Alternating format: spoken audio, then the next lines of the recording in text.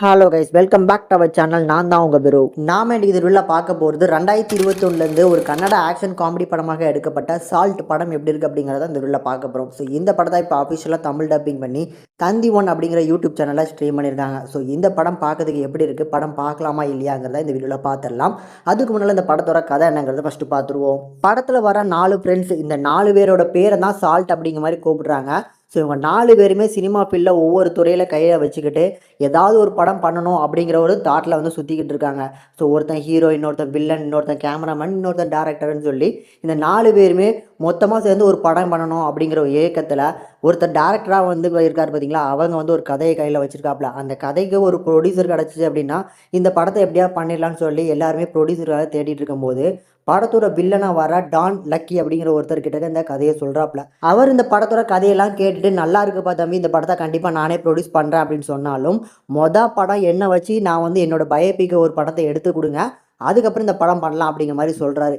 So இதனால் வந்து பயோபிக்கு முன்னால் நீ வேறு யாருக்கிட்டே படம் பண்ண அப்படின்னா ஒன்று விட மாட்டேன் அப்படின்னு சொல்லி ஒரு பிளாக்மெயிலும் பண்ணுறாங்க.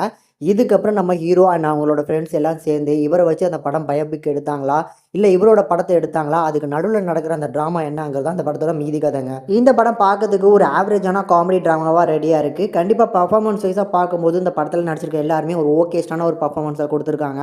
ஆனால் படத்தோட அந்த ஸ்க்ரீன் பிளே நகர்றது என்னமோ கொஞ்சம் போரிங்காக தான் இருக்கும். ஸோ ஆன் ஸ்க்ரீனில் வந்து அந்த ஸ்க்ரீன் பிளேவை கொஞ்சம் சுவாரஸ்யமாக இன்னும் கொஞ்சம் இன்ட்ரெஸ்டிங்காக எடுத்துகிட்டு போயிருக்கலாம். அது வந்து கொஞ்சம் ஸ்லோவாக போகிற மாதிரியான ஒரு ஃபீலை கொடுக்குது. அதை தாண்டி சில கதாபாத்திரங்களை வந்து அந்த வில்லன் கதாபாத்திரமாக இருக்கட்டும், நம்ம ஹீரோவோட கதாபாத்திரமே இன்னும் கொஞ்சம் ஸ்ட்ராங்காக வந்து போர்ட்ரேட் பண்ணி படத்தில் ஆன்ஸ்க்ரீனில் காமிச்சிருந்துருக்கலாம். அதுவுமே படத்திலோட ஹீரோ யார், வில்லன் யார் அப்படிங்கிறது அந்த ஸ்ட்ராங்காக போல்டாக வந்து நம்மளுக்கு தெரிகிற மாதிரி இந்த படத்தில் அமைச்சு கொடுக்கல.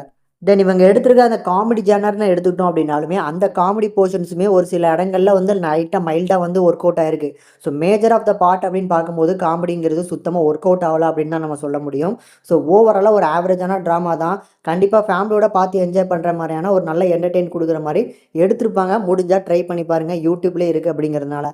ஸோ இந்த படத்தில் இருக்கிற மற்ற டெக்னிக்கல் சப்போர்ட்டாக பார்க்கும்போது எல்லாமே நீட்டான ஒரு சப்போர்ட்டை கொடுத்துருந்தாலும் திரைக்கதை அமைக்கும் போது இந்த படத்தோட கதையை வந்து நம்ம நிறைய படத்தோட இன்ஸ்பயர் பண்ணி எடுத்திருக்காங்களோ. உதாரணத்துக்கு நம்ம ஜிகிருதண்டா, டபுள் எக்ஸல் இந்த மாதிரி நிறைய தமிழ் படங்களை கம்பேர் பண்ணி அங்கங்கே இருந்து சுட்டாங்களோ அப்படிங்கிற ஒரு ஃபீலை கொடுக்குற மாதிரி தான் அந்த படத்தோட கதை இருக்குது.